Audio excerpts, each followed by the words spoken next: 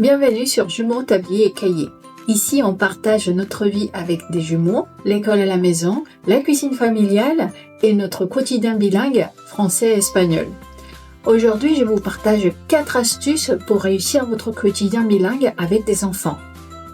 Si le bilinguisme, l'école à la maison et la vie de famille vous intéressent, pensez à vous abonner et à liker cette vidéo pour nous soutenir. Astuce numéro 1, choisir une stratégie très simple, mais simple pour vous. Alors, moi, je vais vous expliquer comment ça se passe chez nous. Chez nous, moi, je vais leur parler 100% en espagnol. Et ça, depuis qu'ils sont nés. Papa va leur parler 100% en français.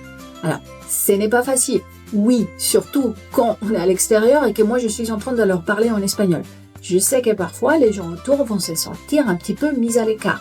Donc, quand je veux, par exemple, faire passer un message que je veux que les personnes autour comprennent, je vais leur dire, je vais me diriger à eux en espagnol, bien sûr, et après, je vais traduire, je vais répéter en français. Comme ça, les gens vont comprendre ce que je suis en train de dire à mes enfants. Mais ça, seulement s'il y a un intérêt pour que les gens autour comprennent. Cette stratégie n'est pas toujours simple, mais c'est ce que nous avons trouvé le plus simple pour nous.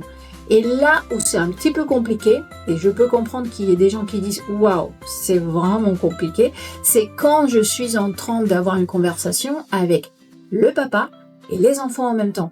Parce que quand je vais parler au papa, qui ne parle pas espagnol, quand je vais parler au papa, je vais parler en français, bien sûr, et quand je vais me diriger à mes enfants, je vais leur parler en espagnol. Donc du coup, oui, ils font une petite gymnastique, mais c'est très important que pour eux, ce soit « Maman parle dans cette langue, papa parle dans cette autre ».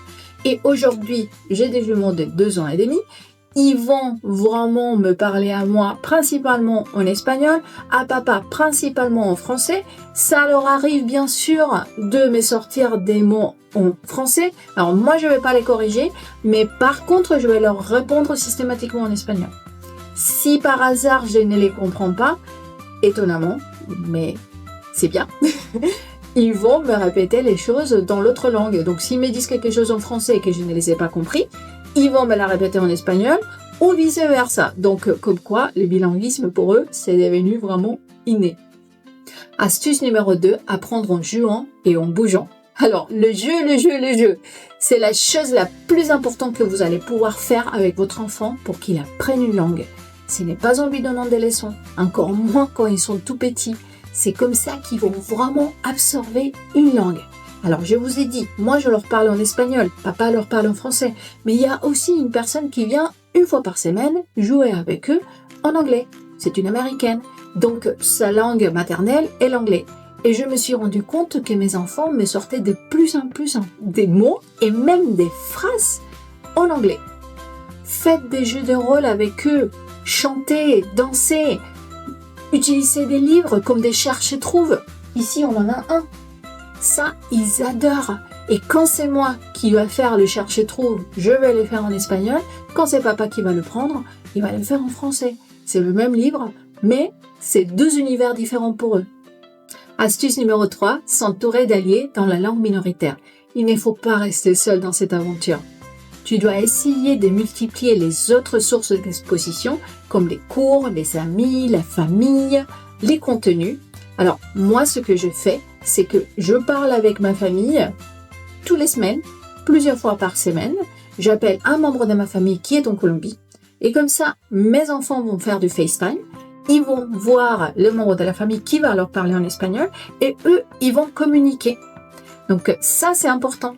Je vais aussi leur chanter beaucoup des chansons en espagnol. Je vais leur lire en espagnol. C'est vraiment un échange des contenus des différents moments où ton enfant va pouvoir s'exprimer, entendre et comprendre l'espagnol, pour moi, la langue minoritaire chez toi.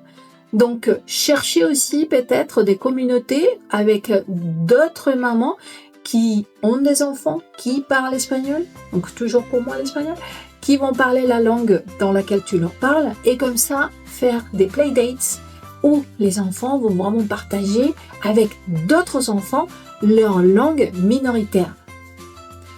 4e et dernière astuce, c'est baisser la pression et garder le plaisir.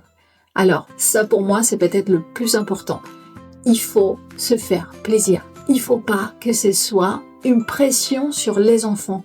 Si tu leur parles dans ta langue maternelle, dans la langue minoritaire et qu'ils vont te répondre en français, ce n'est pas grave. C'est quelque chose que pour eux, il ne faut pas que ce soit une faute. Parce que sinon, c'est là où on va pouvoir se retrouver avec des enfants qui deviennent réfractaires à parler la langue minoritaire. Ce n'est pas grave, ils t'ont parlé en français, tu leur réponds dans ta langue. Ils vont continuer à apprendre de cette manière-là et ne pas en faire tout un pataquès.